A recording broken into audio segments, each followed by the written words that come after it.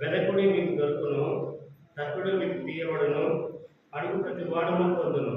వెదుకువానికి దొరుకును, తట్టువానికి తీయబడును.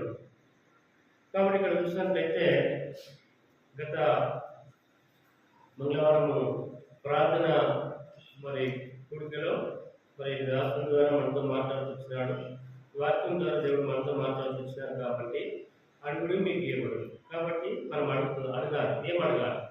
ఏదంటే దేవుడికి ఇష్టమైంది మనకు అనుగ్రహిస్తాడో, మన చిత్తానుసారం కాకుండా దేవుడి చిత్తానుసారమైనటువంటివి మనం అడగాలి. కాబట్టి అడిగే ప్రతి వారిని కూడా దేవుడు ఇవ్వడానికి సిద్ధంగా ఉన్నాడు. అయితే అది దేవుడికి ఇష్టమై ఉండాలి ఇవ్వడానికి. దేవుని యొక్క చిత్తం ప్రకారం మనము అడగాలి. మన యొక్క ప్రార్థనలో దేవుడు విని మనకు జవాబిచ్చే దేవుడు. కాబట్టి దేవుడి కొరకు మనము దేవుడి సన్నిధిలో నిలిచి అడిగినట్లయితే దేవుడు మనకి ఇచ్చేవాడు అనుకుంటున్నాడు. వెలుగుడు మీకు దొరుకుతున్నాడు. దేవుడు మన జీవుల వాక్యం మనకు దొరుకుతూ ఉంది. దేవుడు మన కొరకు కూడా ఈ లోకం గర్దించి మరణించి మన కొరకు నిత్యం విజ్ఞాపన చేస్తూ ఉన్నాడు. కాబట్టి దేని కొరకు వెతుకుతున్నాం? ఈ లోక సంబంధమైన వెతుకుతున్నామా, పరలోక సంబంధమైన వాటిని వెతుకుతున్నామా? అయితే పరలోక సంబంధమైన వాటిని వెతకాలని తెలుగు వాక్యం మనతో సెలవిస్తూ ఉంటుంది. అంతేకాకుండా తట్టుడు మీకు తీయబడు, తట్టాలి. మరి ఏం తడుతున్నాం? ఏం తడుతున్నాం? పరలోక తలుపులు తట్టాలి, పరలోక ప్రార్థనలో నిలబడాలి, పరలోకమైన సంబంధమైన వాటిని మనము తట్టే వారంగా ఉండాలి. పరలోక తలుపు తట్టాలి, తట్టి దేవుని మనం అడిగే వారంగా ఉండాలి.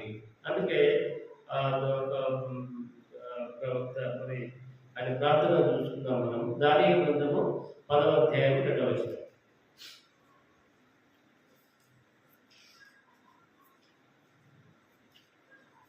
దానియేలు గ్రంథము 10వ అధ్యాయం 2వ వచనం.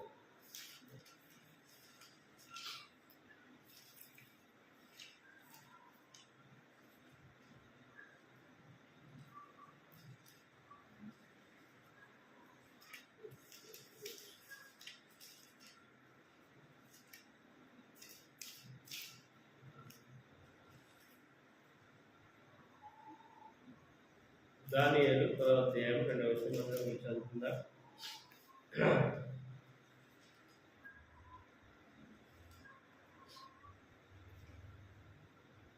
అధ్యాయం మొదటి నుంచి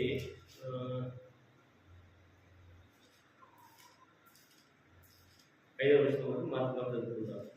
దానియేలు గ్రంథం 10వ అధ్యాయము మొదటి నుంచి 5 వరకు మార్చి చదువు.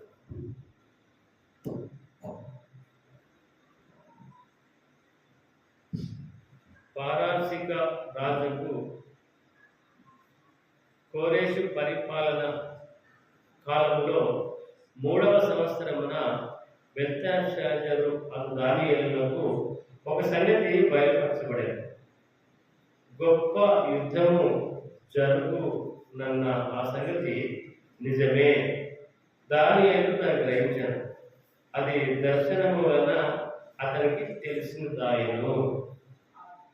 2వ వచనం అందరూ. ఆ దినముల యందు దానియేలును నేను 3 వారములు దుఃఖప్రాప్తులనైతిని. 3 వారములు గడుచు వరకు నేను సంతోషముగా భోజనము చేయలేకపోయితిని. మాంసము గాని ద్రాక్షారసం గాని నా నోటిలోనికి రాలేదు. స్నానాభిషేకములను చేసుకోలేదు. మొదటి నెల 24వ తేదీ నేను గొప్ప దరిద్రంలో ఉంటిని. నేను కళ్ళెత్తి చూడగా నారబట్టలు ధరించుకున్న ఎప్పటి కనబడాను.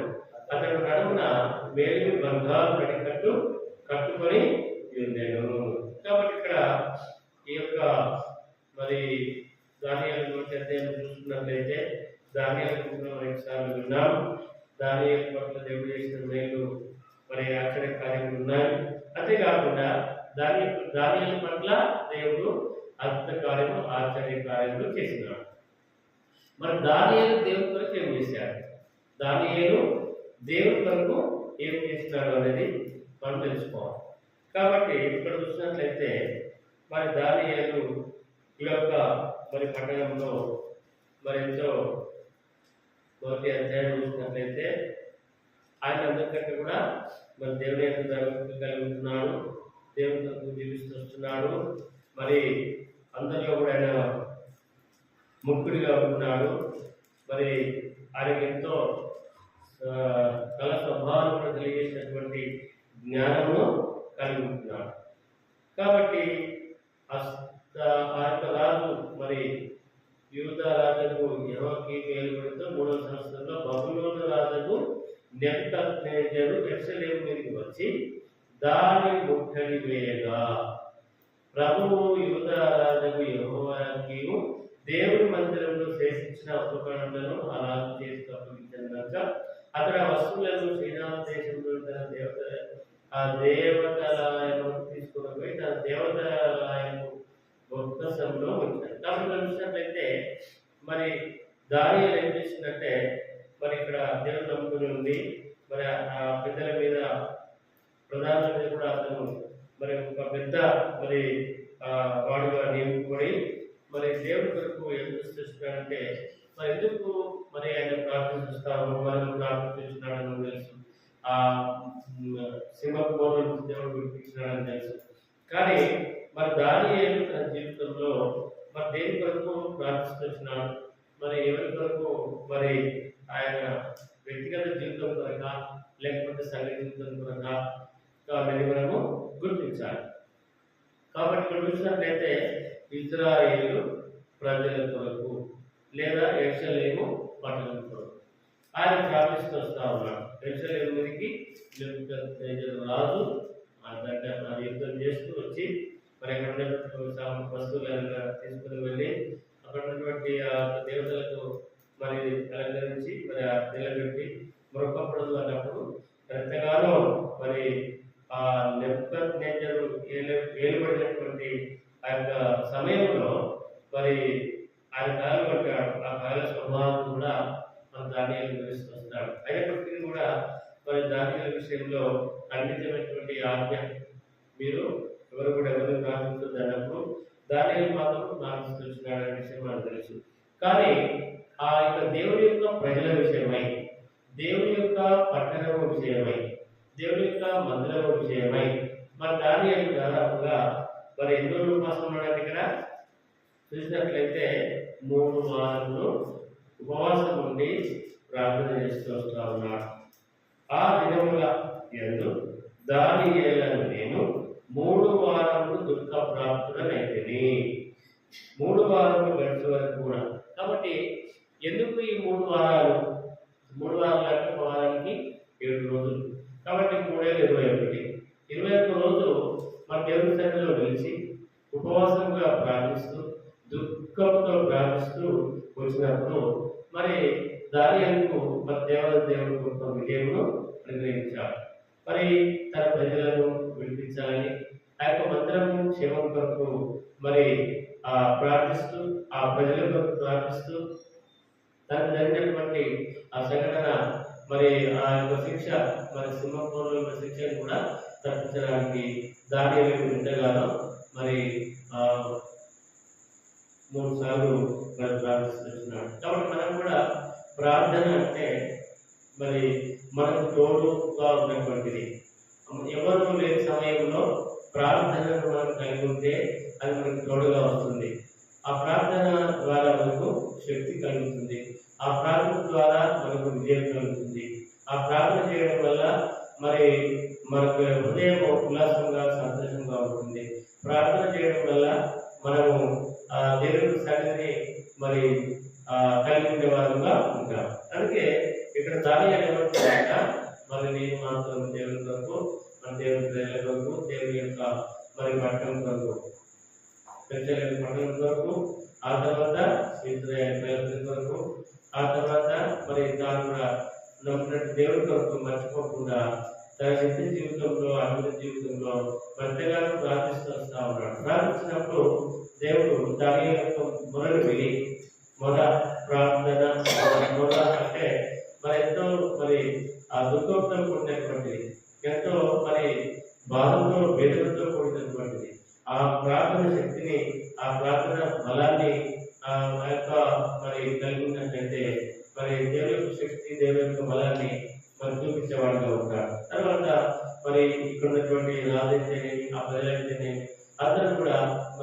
చేసిన ప్రార్థన ద్వారా వాళ్ళంతా కూడా మరి లోబడిపోయారు. అందుకే ఇక్కడ వచ్చినట్లయితే మరి 21 రోజులు దానియేలు ఉపవాసంగా ఉండి ప్రార్థించినప్పుడు, మరి దుఃఖంతో ప్రార్థించినప్పుడు దానియేలు పట్ల మరి దేవుడు అద్భుత కార్యము చేస్తూ వచ్చినాడు. దానియేలు మరి ఎందుకు ఉపవాసం ఉండాలి? దానియేలు ఎందుకు దుఃఖపడాలి? దానియేలు ఎందుకు ప్రార్థించాలి అంటే తన జీవితంలో మరి గొప్ప దేవుడని, సృష్టికర్త అని, రక్షించేటటువంటి రక్షకుడని మరి తెలుసుకొని రక్షణ పొంది మరి తన ఎవరైనా జీవితంలో ఎంతగానో దేవుడి కొరకు మరి ఒక మరి బాధ్యత జీవితంలో దేవుడికి ఒక మరి గొప్ప ఉన్నతమైనటువంటి మరి వచ్చి పదకొండు మంది కొరకు ఏర్పాటు చేసుకున్నాడు. కాబట్టి దానియేలు నిజమైనటువంటి దేవుడు అని మరి తెలుసుకున్నాడు కనుక మరి ఆ ప్రార్థన ద్వారా ఉన్న ప్రజలు కానీ అక్కడ ఉన్న రాజు కానీ దానియేలు నీ రక్షకుడు నేను రక్షించనా అని చెప్పి మరి ఆ యొక్క రాజు అడుగుతా ఉంటాడు. కాబట్టి ఇక్కడ చూసినట్లయితే మరి దానియేలు ఆ పట్టణం కొరకు, యెరూషలేము పట్టణం కొరకు, ఇశ్రాయేలు ప్రజల కొరకు ప్రార్థించినప్పుడు ప్రార్థన విన్నాడు కాబట్టి మేలు చేస్తున్నాడు. దూతను కూడా మరి ఆగిపోతూ వచ్చింది. అంతేకాకుండా మరి యేసు ప్రభు కూడా మరి ఈ యొక్క లోకంలో జన్మించిన తర్వాత మరి కొన్ని సంవత్సరంలో ఈ లోకంలో ఉన్నప్పుడు మరి మొదటగా దేవుడు ప్రార్థిస్తున్నాడు. మరి ఎక్కడ ప్రార్థిస్తున్నాడంటే, ఎందుకు ప్రార్థిస్తున్నాడంటే మరి విజయం పొందడానికి, ప్రార్థనలో శక్తి కలగడానికి, ఏకాంతంగా మరి 8 దినాల్లో ప్రార్థించినట్టే యేసు ప్రభు కూడా ఆయన సువార్త ప్రకటించడానికి ముందు పరిచర్య దేవుడి యొక్క తండ్రి యొక్క కార్యం నెరవేర్చడానికి ముందు మరి యేసు ప్రభు కూడా ప్రార్థన చేసుకొచ్చినాడు. ఎందుకు ప్రార్థిస్తున్నాడు యేసు ప్రభు అంటే మత్తయి సువార్త 4వ అధ్యాయం, మత్తయి సువార్త 4వ అధ్యాయం మరి 2 వచనాలు చదువుతారు. అప్పుడు యేసు అపవాది చేత శోధింపబట్టకు ఆత్మ వలన అరణ్యమునకు కొనిపోబడెను. 40 దినములు 40 రాత్రులు ఉపవాసం ఉండిన పిమ్మట ఆయన ఆకలి గునగా ఆ శోధకుడు ఆయన ఎదురుకు వచ్చి, నీవు దేవుడి కుమారుడవైతే ఈ రాళ్ళు రొట్టెలకున్నట్లు ఆజ్ఞాపించమనెను. అందుకు ఆయన, మనుషుడు రొట్టెల వలన మాత్రం కాదు కానీ దేవుని నోట నుండి వచ్చు ప్రతి మాట వలన జీవించును. కాబట్టి ఇక్కడ చూసినట్లయితే మరి సాతాను యొక్క శోధనను మరి లయపరచడం, సాతాను యొక్క శోధనను బంధించడం, మరి దేవుని తండ్రి యొక్క కార్యం నెరవేర్చడం, మరి ముందుగా ప్రభువు కూడా 40 రాత్రులు మరి 40 దినములు మరి ప్రార్థన చేసుకొచ్చినాం. కాబట్టి మరి దేవాది దేవుడే ఆయన సమస్తము సాధ్యం అయినప్పటికీ కూడా తండ్రి యొక్క కార్యం నెరవేర్చాలి అంటే, తండ్రి ఇచ్చినటువంటి పనిని సంపూర్ణంగా జరిగించాలనే లోకంలో మరి ఇప్పటి వరకు చిన్నవాడిగా ఉన్నాడు, తన తండ్రికి సహాయం చేస్తున్నాడు. ఇప్పుడేమో లోకంలోకి వెళ్ళి మరి తండ్రి యొక్క సువార్తను ప్రకటించాలి, తండ్రి యొక్క కార్యక్రమం జరిగించాలి, ప్రజలందరినీ కూడా రక్షించాలి అంటే మొట్టమొదటిగా తన జీవితంలో తాను ఒక శక్తిని కలిగి ఉన్నాడు.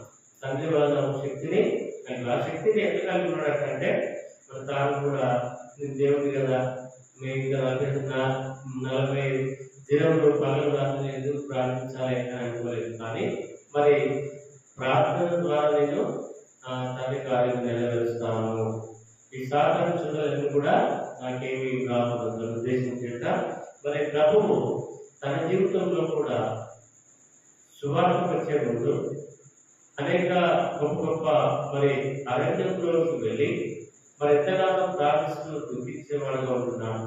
కాబట్టి మన జీవితంలో మరి ఆ దేవుడు ప్రార్థించినాడంటే మనం కూడా ఎంతగానో ప్రార్థన శక్తిని, ప్రార్థన భారాన్ని కలిగి ఉండి ప్రార్థించాలని దేవుడి యొక్క వాక్యం సెలవిస్తూ ఉంది. అంతేకాకుండా ఆయన ఉపవాసం ఉన్నాడు. మళ్ళీ ఆయన ఉపవాసం ఉన్నాడు. అందుకే కొంతమంది వేరే అన్వేషణ వాళ్ళు మరి ఖచ్చితంగా వాళ్ళు 40 దినములు ఉపవాసం పాటిస్తూ ఉంటారు. కాబట్టి మరి ఉపవాసం ఉండడం మంచిదే. ఉపవాసం ద్వారా మరి దేవుడి యొక్క సన్నిధికి మనము దేవుడిని ఆ సన్నిధిలో ఉండగలుగుతాం. దేవుని మన హృదయంలో మరి ఎంతగానో మరి ఆనందించే వారిగా ప్రార్థించే వారిగా ఉంటాం. అంతేకాకుండా లూకా సువార్త చూద్దాం. లూకా సువార్త 4వ అధ్యాయం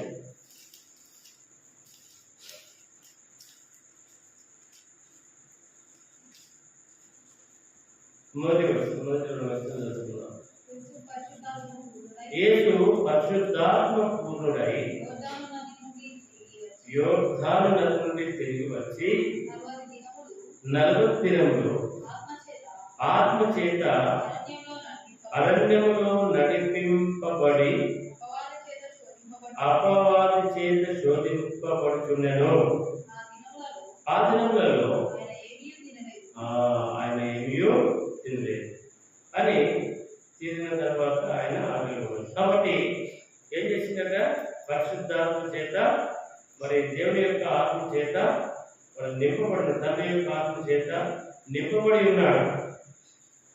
అంతకుముందు మరి లోకంలో మరి ఉన్నప్పుడు మరి తండ్రి పంపించినటువంటి రీతిగా మరి ఆయన ప్రార్థన ద్వారా శక్తిని పొందుకోవడానికి, ప్రార్థన ద్వారా మరి అందరినీ మరి దేవుని యొక్క సన్నిధికి నడిపించడానికి, లేదా దేవుని యొక్క తండ్రి యొక్క కార్యక్రమాలను నెరవేర్చడానికి అక్కడ చూసినట్లయితే మరి 4 రాత్రి పగళ్ళు మరి ప్రార్థిస్తున్న ఎక్కడ చూసినట్లయితే అపవాది శోధనలు కాకుండా అపవాది శోధనలను ఎదిరించుటకు మరి పరిశుద్ధాత్మ చేత పరిపూర్ణుడై నింపబడి మరి దేవుని యొక్క సన్నిధిలో మరి తండ్రి యొక్క సన్నిధిలో ఎంతగానో మరి ఆయన ఏమి తెలియకుండా ఉపవాసం ఉండి ప్రార్థించినటువంటి దేవుడుగా ఉంటున్నాడు. కాబట్టి మన జీవితాల్లో కూడా అలాంటి ప్రార్థన శక్తిని కలుగుతారని దేవుడు కోరుతా ఉన్నాడు. దానిని ప్రార్థన చూసుకున్నాం, దేవుడిని యేసుక్రీస్తు ప్రభు యొక్క ప్రార్థన కూడా చూసుకున్నాం. కాబట్టి మన జీవితంలో మరి మనము దేవుడి కొరకు జీవించాలి అంటే, దేవుడి మాటలు మనలో ఉండాలంటే, దేవుడి సన్నిధిలో మరి ప్రార్థన ద్వారా అంతర్కాలిక ఆచరణలు జరిగితేనే అనేక మంది ప్రజలు దేవుడి సన్నిధికి వస్తారు. కాబట్టి మనము మన ప్రార్థనలో శక్తి లేకపోతే ఎవరు మనకి దేవుడి సన్నిధి ఆగిపోతారు. రక్షణ అంటే వారికి మరి అర్థం చేసుకోలేని వాళ్ళు ఉంటున్నారు, దేవుడి వాక్యములకు లోబడని వాళ్ళు ఉంటున్నారు. కాబట్టి మనం ఏం చేయాలంట? మరి అధికారుల కొరకు, అధిపతుల కొరకు, మనుషులందరి కొరకు మనము ప్రార్థించే వారుగా ఉండాలి. కాబట్టి ఈ లోకంలో సాధారణ శోధనలు రాకుండా మనం దూరంగా దేవుని యొక్క వాక్యం చేతనే వాటిని స్పందిస్తూ ఆత్మీయంగా పరిశుద్ధాత్మతో మనం నింపబడిన వారమైతే దేవుని యొక్క మన సన్నిధిలో నిలబడి మరి మోకరించి ప్రార్థించినట్లయితే దేవుడు మనకు సహాయం చేసేవాడు అవుతున్నాడు. దేవుడు మనకు మన ప్రార్థనకు జవాబిచ్చేవాడు అవుతున్నాడు. అందుకే మరి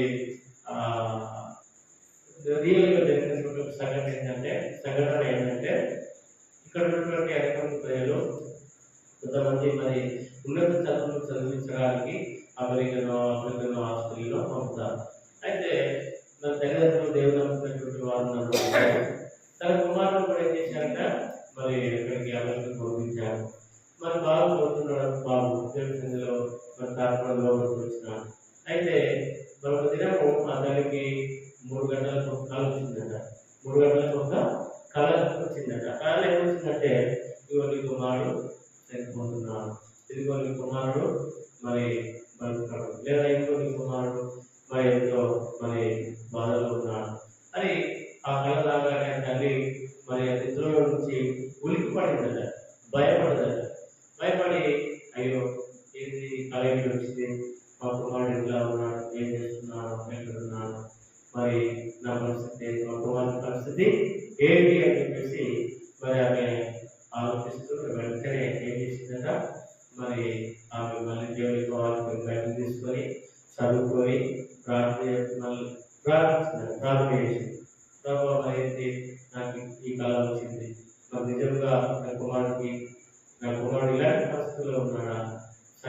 పరిస్థితిలో ఉన్నా సరే నేను మాత్రము నా కుమారుడు గురించి ప్రార్థన చేస్తాను అని చెప్పేసి అదే 3 గంటలకు లేచి ఎప్పుడే కొంతసేపు శుద్ధ ఆలోచన చేసింది కానీ మళ్ళీ అంతా వదిలిపెట్టేసి తిరిగి దేవుని యొక్క వాక్యంలోకి వచ్చి దేవుడి కొరకు కుమారుని కొరకు దేవుడి సన్నిధిలో మొరపెడతా ఉన్నాం. మొరపెట్టినప్పుడు మరి దేవుడి ప్రార్థన వింటా ఉన్నాం. దేవుడు ఆమె యొక్క ప్రార్థన విన్నాడు, విని జవాబిచ్చాడు. ఎంత జవాబిచ్చాడు? ఆమె ఎట్లా జవాబిచ్చాడంటే తెల్లారి మరి కుమారుడు ఫోన్ చేసి అమ్మా బాగున్నారా జీవనం ఫోన్ చేసి ఉన్నాను, అయ్యో నీ గురించి కావాల్సింది బిడ్డ చనిపోయినట్టుగా నువ్వు ఏదో బాధలో ఉన్నట్టుగా చెప్తే అని అన్నాడు.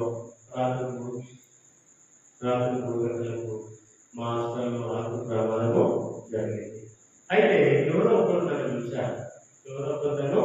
చూశారు, చూడగానే నేను లేచి మన బయటకు వెళ్ళడానికి కూడా మనకి సమయం లేదు, బయటకు వెళ్ళడానికి దారి కూడా లేదు.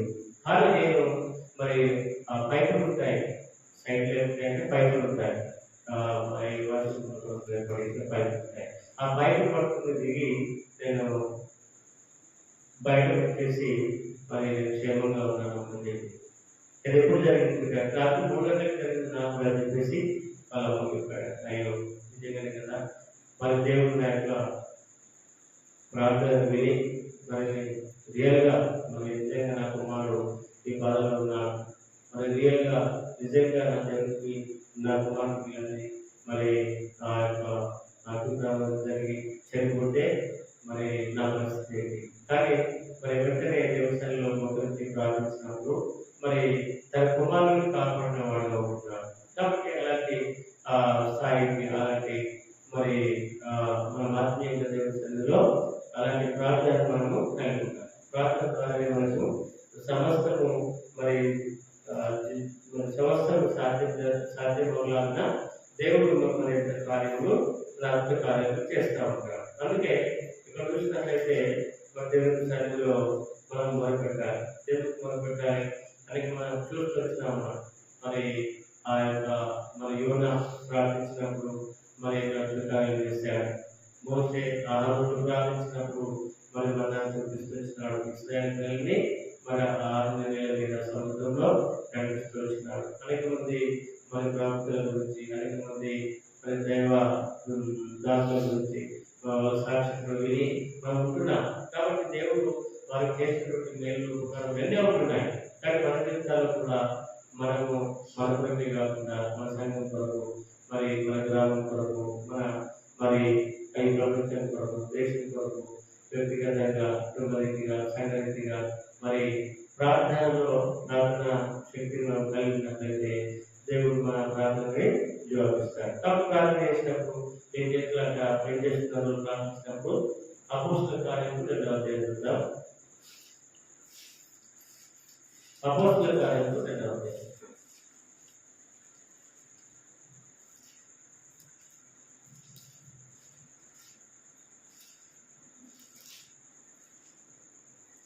రెండవ అధ్యాయం 45వ వచనం.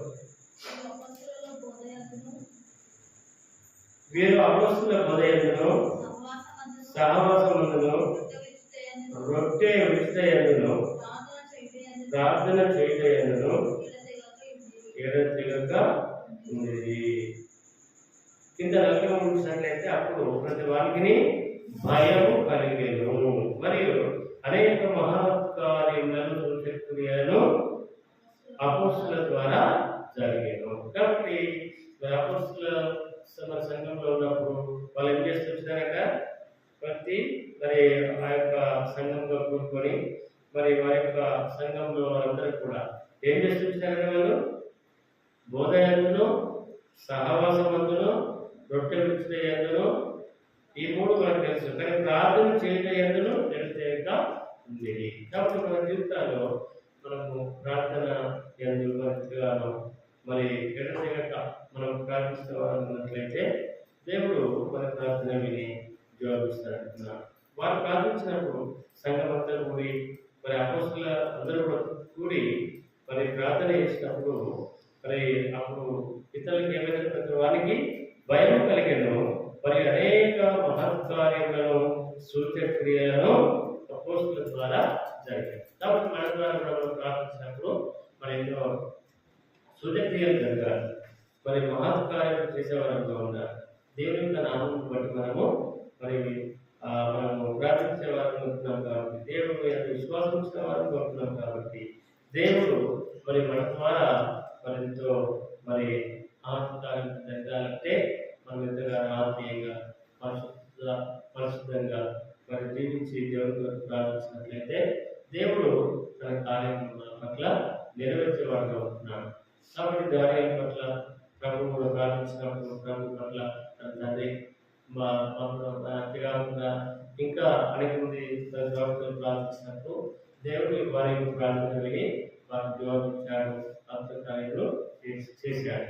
కానీ మన ప్రార్థన దేవుడు మన వ్యక్తిగత జీవితంలో, కుటుంబ జీవితంలో, సంఘ జీవితంలో కూడా మన అద్భుతాలు ఆశ్చర్యాలు జరిగేలాగా అందులో రక్షణ పొందేలాగా మనము ప్రార్థించే వారంగా ఉండాలని దేవుని వాక్యంతో సెలవిస్తా ఉంది.